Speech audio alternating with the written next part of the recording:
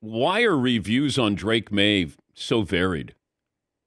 Yeah, I think beauty is an eye of the beholder. And if you look at Drake May, you see, oh my gosh, this is Josh Allen. This is Justin Herbert. He's 6'4". He's 230 pounds and he's mobile.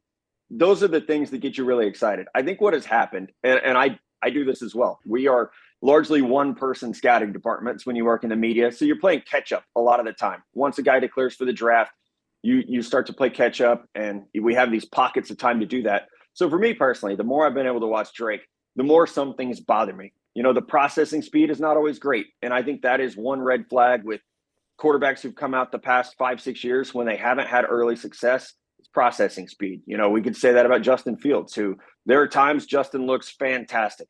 There are other times you have no idea what's going on. And I think Drake May is really similar in that regard. While not being as fast as Justin, not as accomplished as a runner, but you see some of the deer in the headlights things at times, especially, teams are sending free rushers at Drake May, and he doesn't have an answer for that a lot of the time. So he's going to need a little more coaching and development than I think he was billed as, especially after that great season last year, 2022. They struggled a little bit more this year with a new scheme.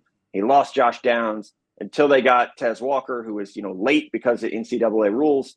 That offense just looked disjointed, and it definitely affected his game.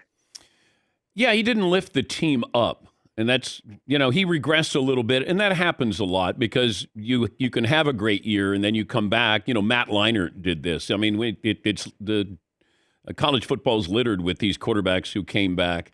And then sometimes you go, okay, they're not as good as they were. And as you mentioned, Caleb Williams kind of battled through adversities, so he showed you something. I just didn't see anything when I watched Drake Maye where I went, wow. And if I'm Yeah. Washington, I'm not taking a chance. If I'm New England, I'm not taking a chance on that because I got a developmental guy instead of I got somebody who's going to play right away. I said this last night on SportsCenter, and I think everyone laughed at me. I would not take Drake May if I was the New England Patriots. They do not have the infrastructure for a developmental quarterback, like you just said. You don't have a left tackle. You don't have a wide receiver. We don't even really know what this regime is going to look like right now. Everything is new. I don't think this is the year to draft a quarterback. And you hear the arguments, you may never be up here again. That might be true. I've looked at that roster. I feel pretty good that they're going to be drafting early again. I think we're comfortable in 2025, Yeah. New England. You're going to be up there again. So I'm with you. I think, Drake is someone where it would be ideal for him to go somewhere. I think where there's either much better infrastructure or where there's not going to be that immediate pressure. He won't last to the Minnesota Vikings, but that would be such a great opportunity for him to sit behind Kirk Cousins for 1 year and then be ready to go. So maybe Minnesota comes up to get a player like that, but I think that's the ideal situation for him.